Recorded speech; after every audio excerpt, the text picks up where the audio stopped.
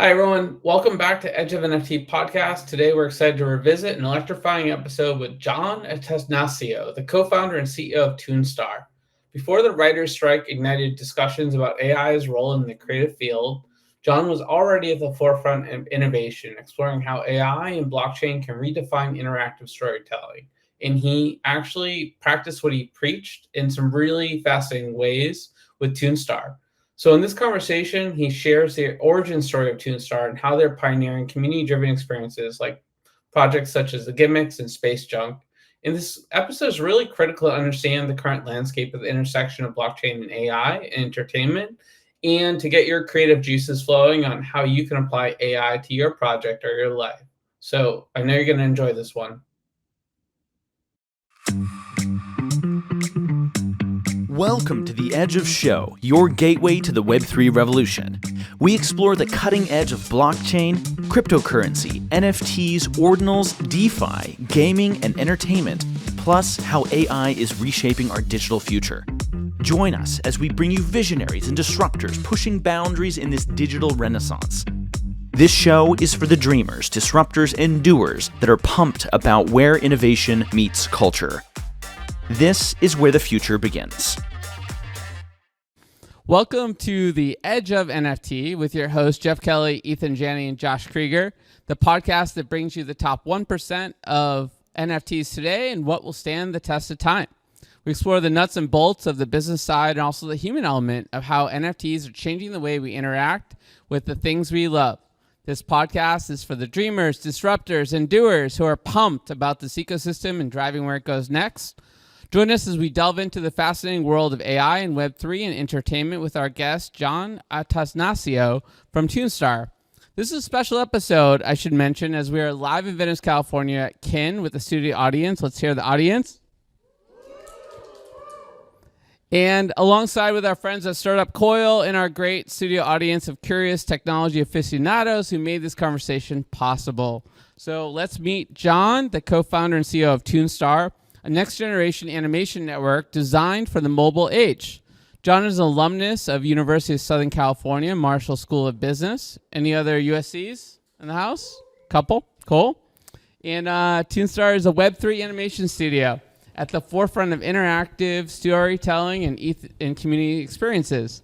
They are the creative minds behind the Gimmicks, amazing project, an innovative community-driven animation NFT project that empowers creators and fans with creative control and commercial benefits. Let's give it up for John. Hi. Hello. All right. So normally Good Ethan afternoon. does that. Good afternoon, Venice, California. Good afternoon. So normally Ethan does the intro. That was probably my first time in my life doing the intro. How'd I do? Excellent. I thought it was really good. All right. Yeah. Ethan, look I out, think man. you have a future in this. Maybe. 250 something episodes so far. Let's keep going. Yep. So look, Toonstar is pretty amazing. It's creating a new world of possibility for creators, and I just love to kick it off and engage folks with sort of the genesis of it all. Yes. So how far back should I go to, like, childhood? We'll go to childhood. I mean, we'll start there. If it matters. Okay. If it's relevant. Yeah, I mean, so Toonstar, the best way to describe us is we call ourselves a Web3 story studio. I'm one of the founders. The other founder, her name's Louisa Huang, and we both come from the studio world. So we met at Warner Brothers. Before that, I was at DreamWorks, and she was at Disney. So we spent a long time in the studio world. We always say, better or worse, there's some good parts, or some things that we think need some challenges. And basically came up with the idea for Toonstar. There were a couple things, like we were in the digital media group was our last role, and we were doing a lot of experimentation at the intersection of technology and storytelling. We were involved with a group. I don't know how many people remember Maker Studios. It was one of the original sort of OG MCNs. So we were on the team that was sort of trying to figure out how to take the relationship with Maker Studios and integrate that into the broader studio. And it was a great experience, a lot of learnings. And I think what it did is it really kind of opened our eyes to this idea of the creator economy. And this notion that creators can connect with fans directly. There was this really, sort of interesting type of storytelling that was taking place. And I think that was sort of like the first aha moment for us. Is like, wow, this whole idea of direct to community, direct to consumer is fundamentally changing in a lot of ways thanks to technology.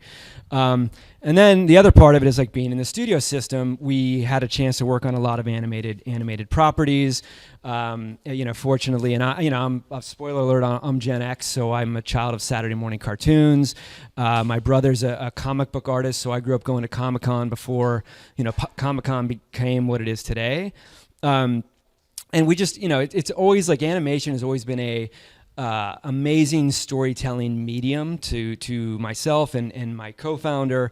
It's such a great way to build characters and character worlds, and it's also a great commercial medium when you look at some of the most successful IP properties. They are animated properties, and so it was always odd to us that when you looked at the animation ecosystem, it was very much like a private club, and it was the same people on rinse and repeat, whether it was like writers, showrunners, voice talent. And that was always a head scratcher, because to us it's like, wow, this is such a great storytelling medium. Why don't more people have access to it? Do they all live in the valley too? Yeah, maybe. I don't know. They're from everywhere. But I think that was the moment where it's like, listen, like there are so many creative voices out there. There's so many diverse voices out there that aren't getting a chance to tell their stories in animation. And you sort of put those two things together, and that was the inspiration for launching Toonstar. And I think the idea at the beginning was like, what would Disney, DreamWorks, look like today, given sort of the tools, technologies, and sort of what's happening with creators and communities. And that's, enter Toonstar. Great. And I think because you're smaller, I think that it comes with some nimbleness and agility to try some new things, right? And along those lines, you guys have really been pioneers in the AI front. We just came from an event at UTA talking about AI, and I understand you've been doing a lot of speaking lately on the topic, given how newsworthy it is and how important it is in terms of where things are going. I'd like to sort of dive into how you're using AI specifically, because I think these broader conversations are exciting, but let's get specific and really understand the use cases of this and how it applies to the entertainment industry, which we're all part of in some shape or form if we live in LA or we turn on TV or our phones, right? So let's start with the production side of the house. And in AI, what have you done with AI? What's been your sort of AI journey with production? Yeah, and so on the production side, and our company, we've been around for about 7-ish years. And when we launched the company, the idea is that we really were focused on this notion of like, okay, if you're going to build characters and tell stories direct to communities, and when we started, our focus was on social media, and if you're going to do it on those kind of platforms, you're going to need to come up with a completely different like production process, and also build a new kind of like animation technology. And so that's exactly what we did. So we built an animation tech stack that allows us to do high quality animation very quickly. It's analogous to like a gaming engine. So there are other types of technologies out there that do a similar type of thing. But really what it's doing is it's automating a lot of the sort of like labor intensive processes of animation. So whether that's like lip syncing, facial expressions, certain movements, that's what and in this case, we're using machine learning, which is a type of AI. That's what it's doing. And it's very effective. And we've had a lot of success with that, primarily because one, we're able to produce first and foremost a quality product, but two, it gives us this speed. And this speed, and this is sort of one of our kind of like thesis, is that to go direct to community and direct to consumer, you need to be able to produce at a speed that they're accustomed to, right? So if you think about social media, everyone, I see people with phones, like you're on it every 5 minutes sometimes, certainly every hour. So you're on there, and there's a cadence that you expect, and that's what you're looking for in terms of content and conversations. So our belief is that you need to be able to produce somewhere in that area if you want to have success on social media.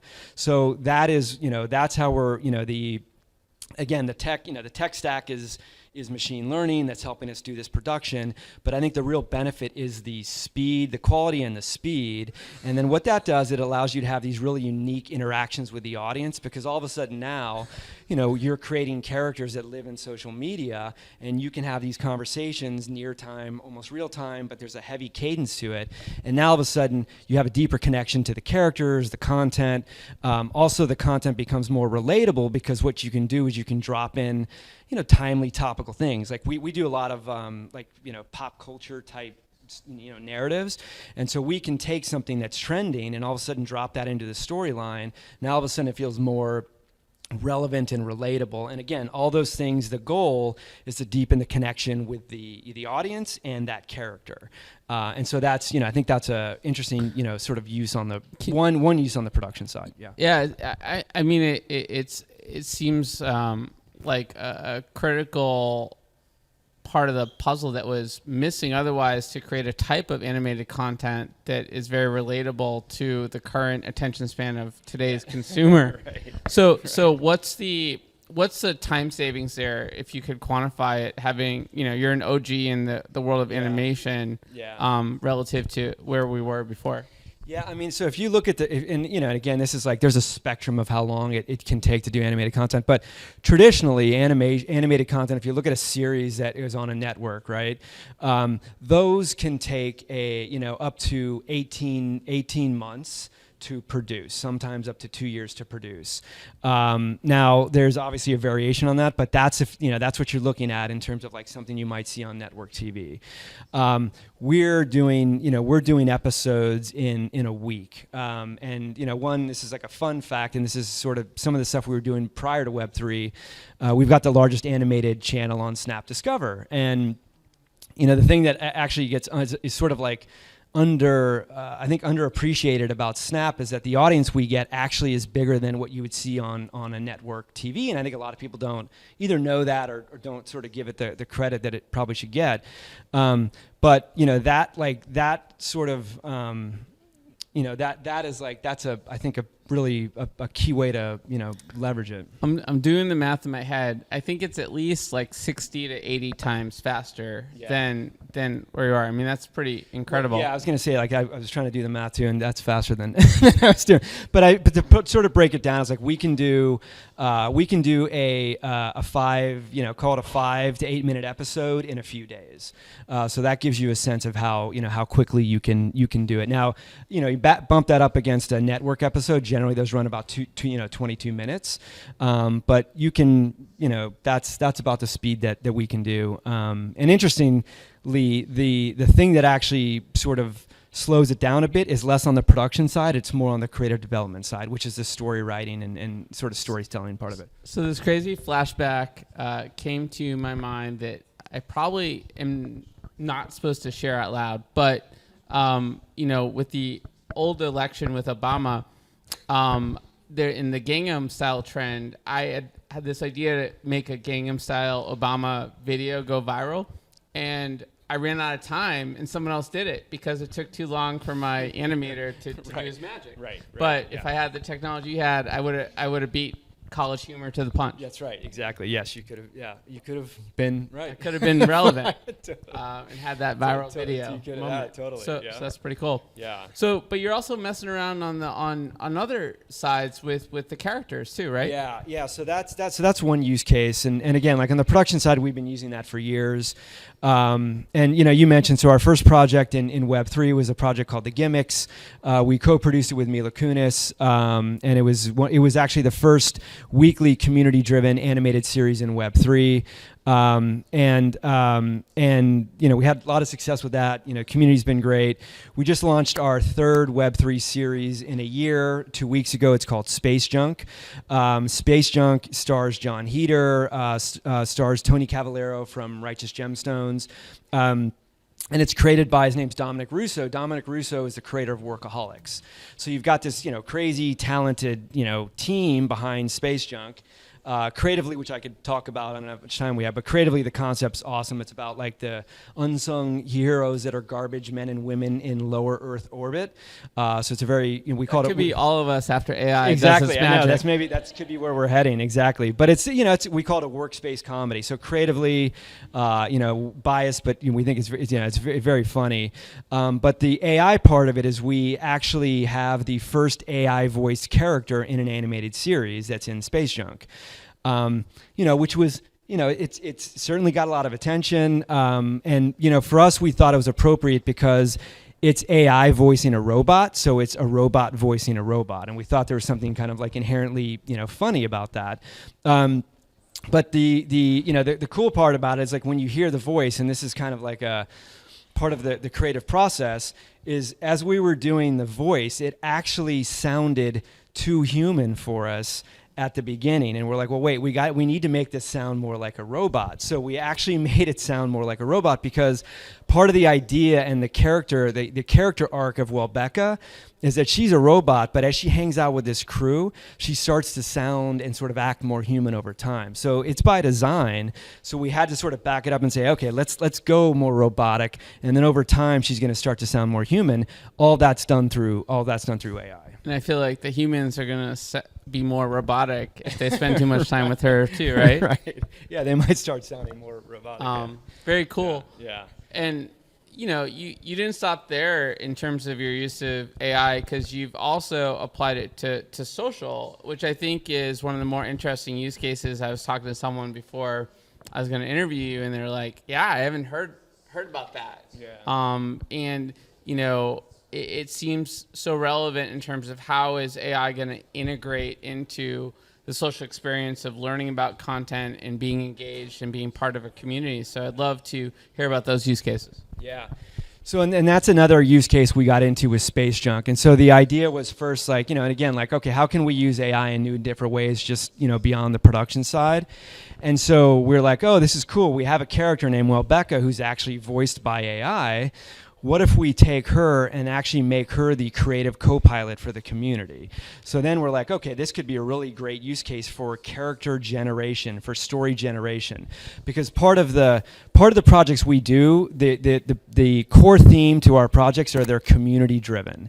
They're community driven storytelling. It's community driven on-chain experiences, but it's all about the community, and the community drives it.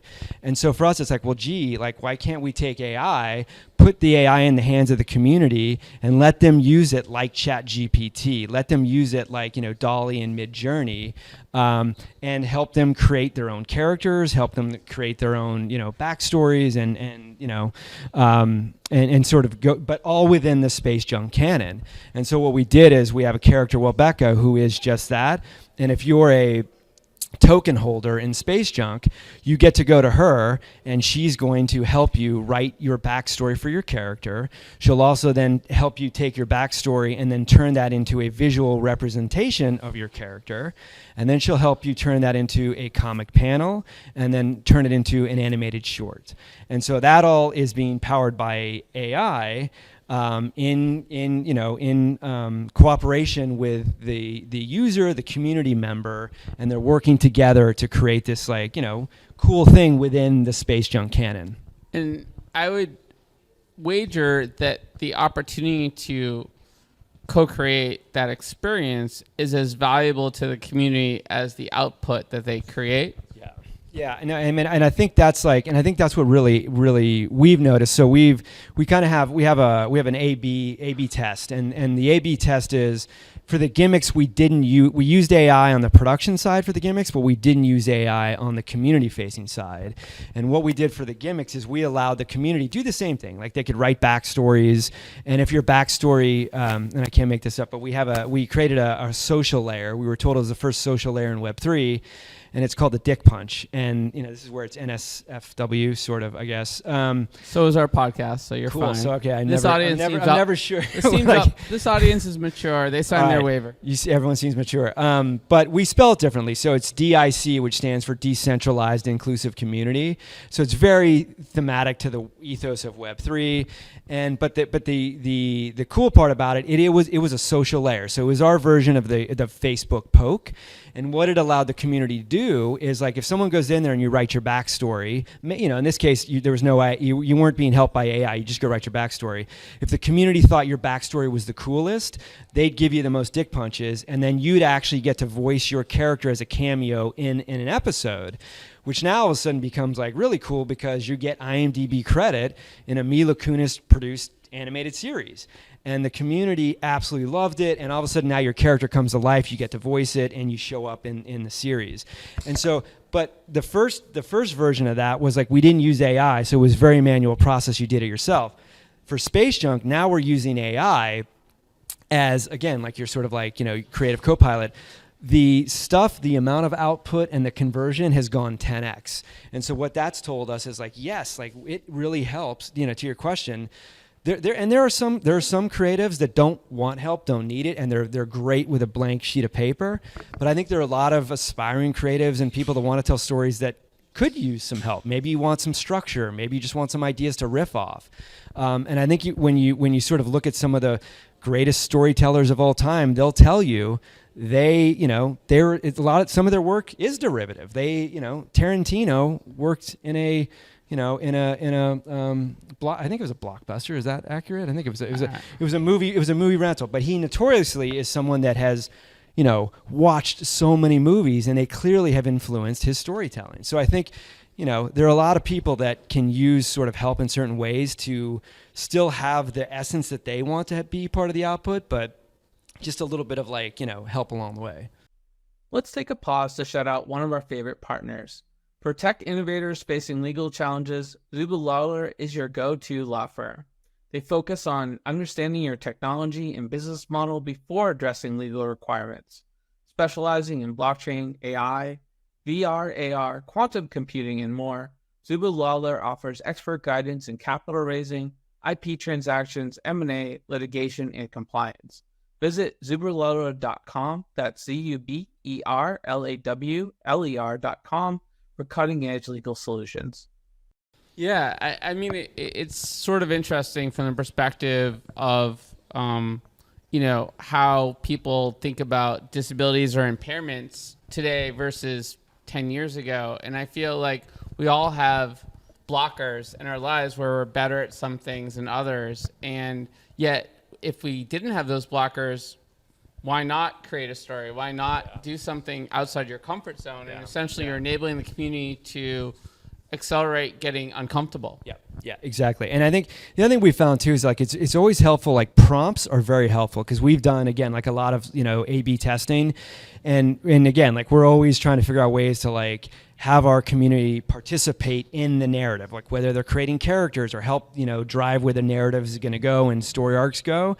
And prompts are always more effective because it's a starting point and it's something you can riff off and it's something that you maybe, and you can sort of move from there. And I think that's just it. It's like the aid of that prompt versus like just complete blank.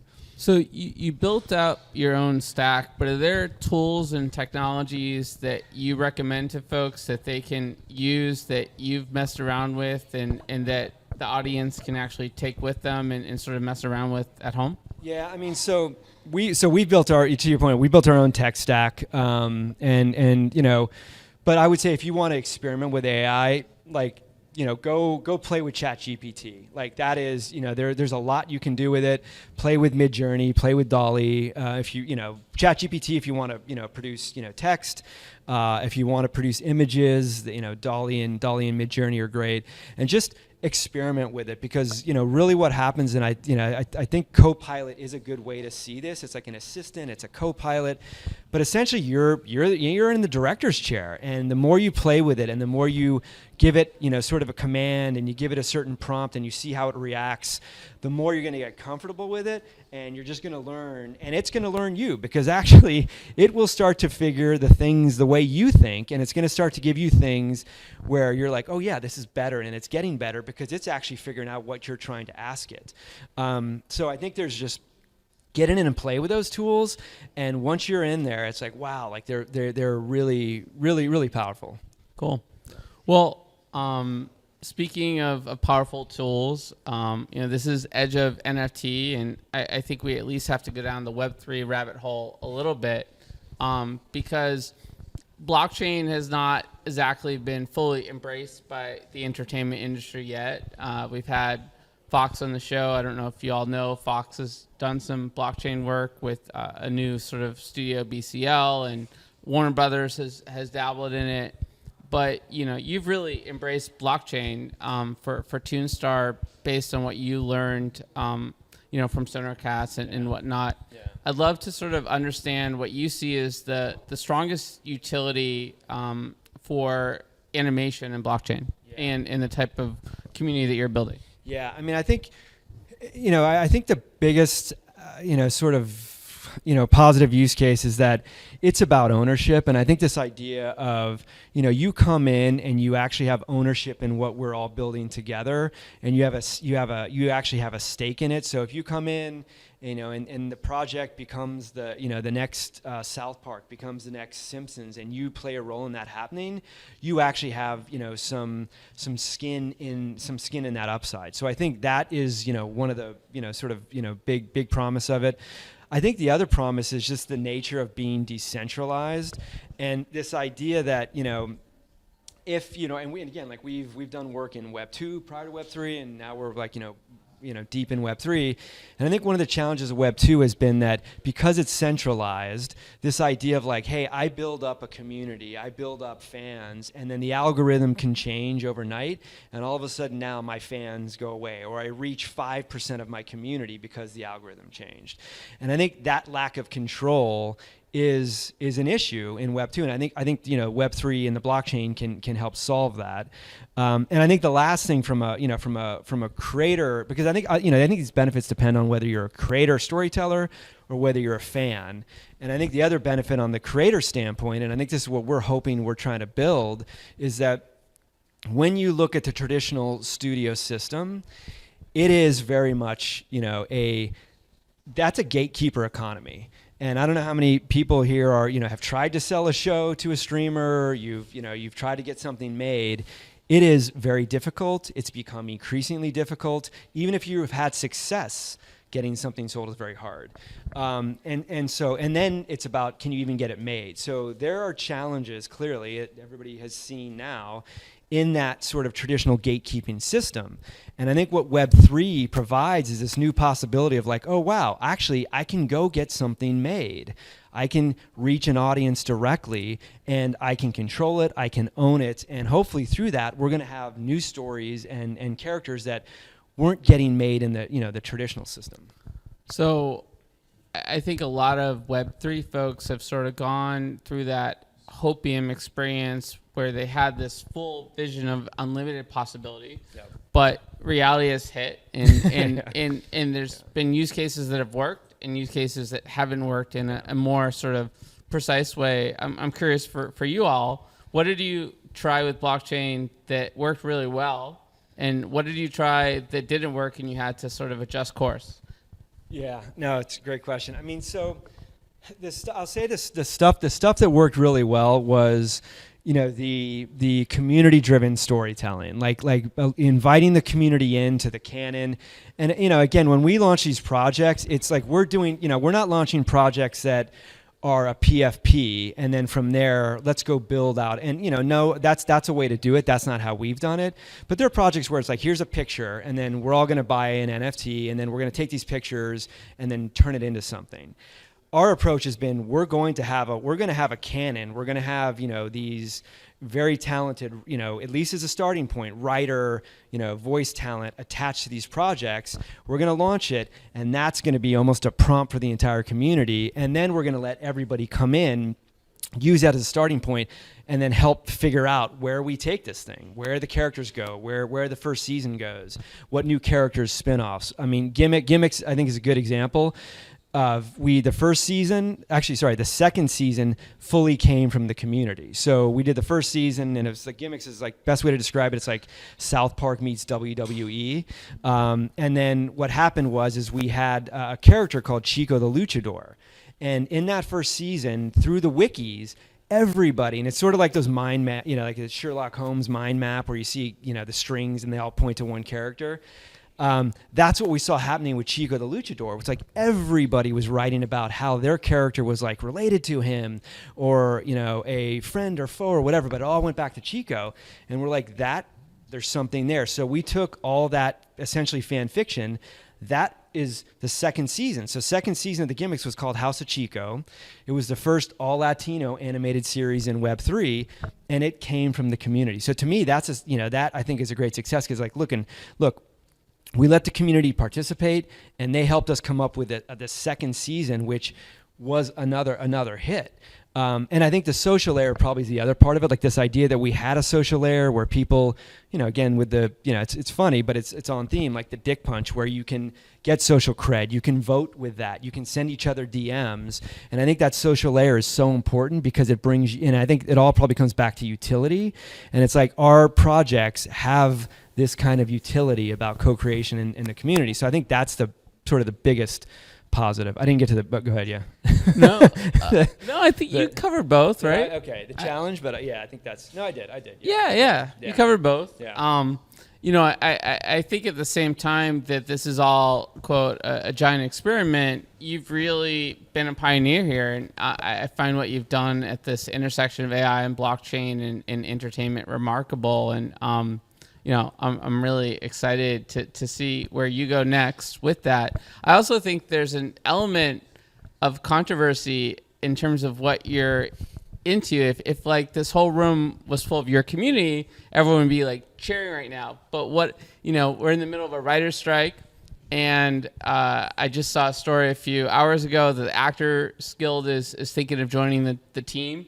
If there are a bunch of writers in the audience right now, I think they would be a little bit intimidated by this idea of the potential of crowdsourcing, content, and then potentially having, your audience turn into your actors too, I guess in some extent, especially with animation.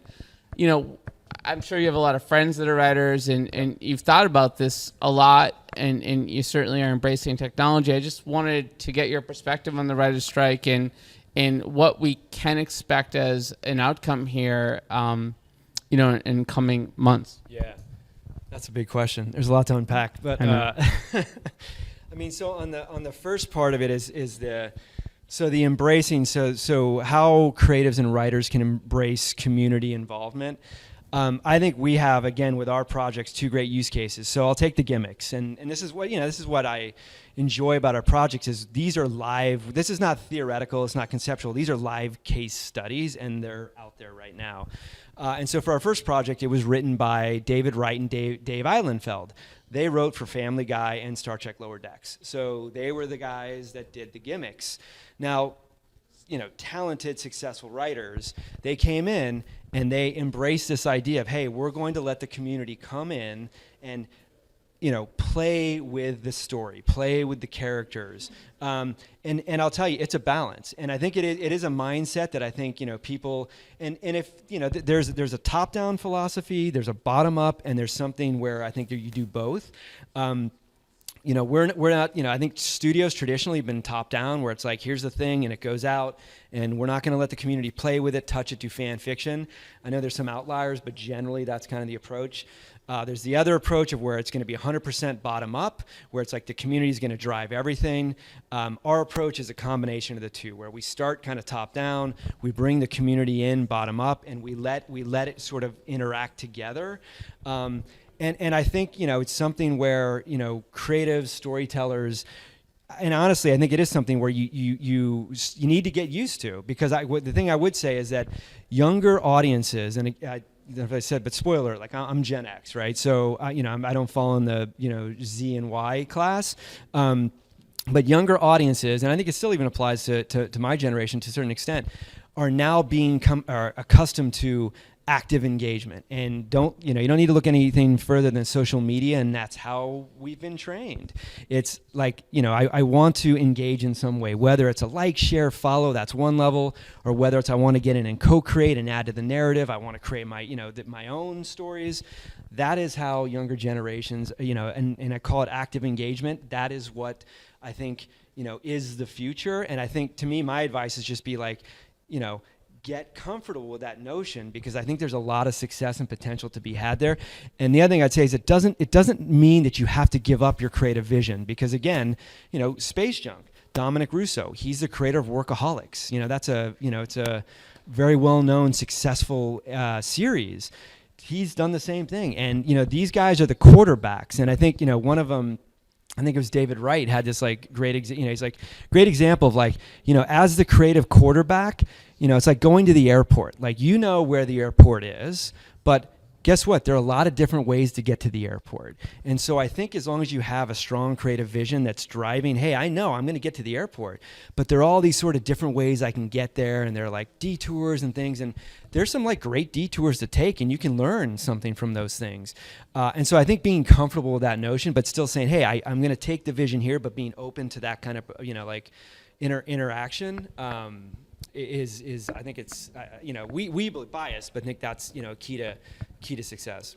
Cool. I want to give this very engaged audience a chance to ask some questions, but I have one more. So if you're out there, think about what your question is, and we'll definitely try to get to it. What are other nascent technologies you're exploring, and how does like the Apple announcement that just kind of went down make you think about your industry a little bit differently? Yeah. That's a good question. I mean, so, as far as other nascent, and we started talking about AI, but the other thing, I'd say AI is like, so AI is polarizing. There's no doubt. I've been places where I've been lauded for talking about AI, and I've been places where I've been assaulted, not physically, but digitally assaulted for things of, dick butts. about AI and what we believe. But I think AI to me is a transformative technology. It is, I think the comparison I use is the printing press, right? So there's a lot of conversation around AI, taking everybody's job and replacing human beings. To me, that is, that's an extreme, very extreme narrative. And you actually rewind, and this is interesting. The printing press was, invented in 15th century. So you're looking at 600 years ago. An interesting narrative. 600 years ago, people were talking about machines taking their jobs, a la the printing press. And now you fast forward, what happened with the printing press? Well, actually, more jobs were created than replaced. More industries were created than replaced. And a lot of people would actually attribute the printing press to the Renaissance. So that's history has said that. So I think this idea of like, we have new technologies, and they're going to open up new ways of stories. They're going to open up opportunities for new storytellers. I think that is the big, to me, sort of big promise. So short answer, like I would say, like, AI is and sorry, the Apple question you had around the Vision Pro, I don't know. That's like, to me, Apple has been transformative in my life. Like you talk about, I think it was Steve Jobs was saying about, they're talking about, they went from personal computing to mobile computing, now to spatial computing. And I know the first two were transformative for me, because personal computing, when I got my first word processor, changed my life. And again, I'm Gen X, but I'll never forget that feeling of like, oh my God, now I have a word processor to do these, these kind of things. I mean, immediately when I think of Toonstar, I think about using this headset to be your character, interacting with other characters, interacting with the actual characters in the show, and actually like participating in a live version eventually of the making of the next episode. Yeah, no, I mean, and I think there's like, and I think they're like very. I think again, no. I mean, and I think the potential of it. I get, the point I was going to make about Apple is to me personally, I'm biased, but I wouldn't bet against Apple, because I've seen what they've done with those future iterations, and I do think this is probably the thing that gets us closest to that. And again, it's version 1, but it's expensive and it's big, but it could lead to many things, just like the first computers, right? Yeah, exactly. And I think there are a lot of, and I think Bob Iger made an appearance And there's no coincidence. He made appearance at the conversation, they were having about the Vision Pro.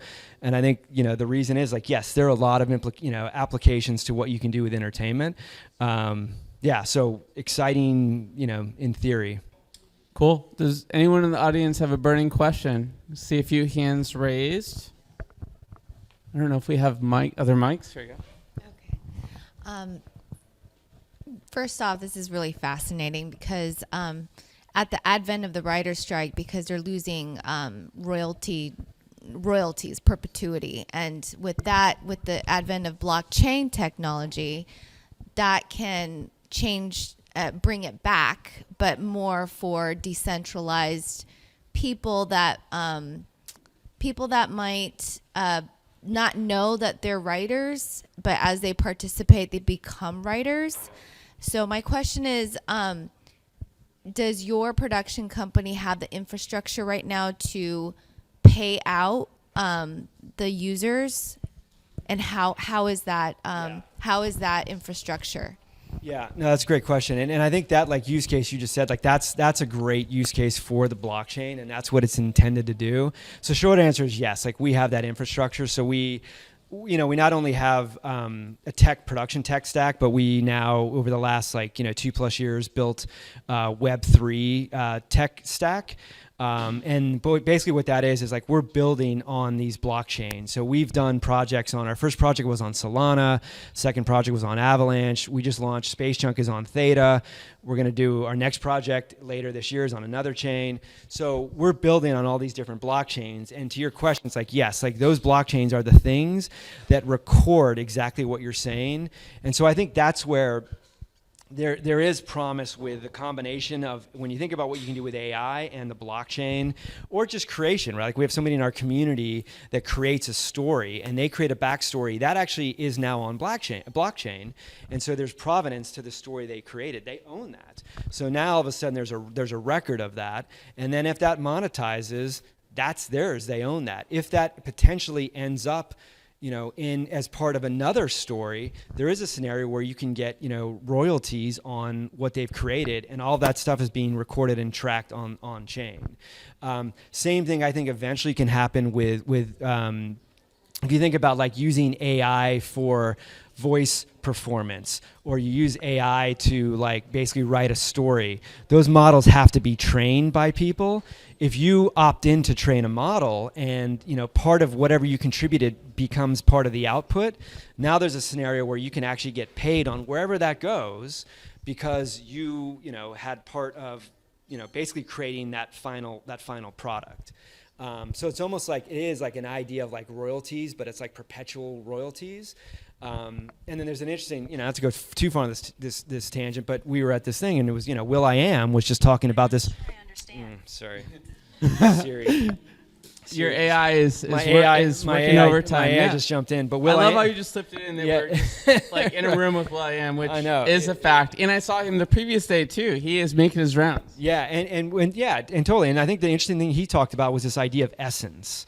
And you as a creator, what is your essence? And in music, there is a whole idea of Prince, Michael Jackson. They have an essence, and their essence is influencing other songs that are actually going to get generated. So is there a way to take that essence, and even though maybe you're a living artist, but maybe you're not a living artist, but it doesn't matter. If you have that essence and people want to use it and mix it and turn it into something else, then you should probably get paid for that. And it potentially could become a passive income.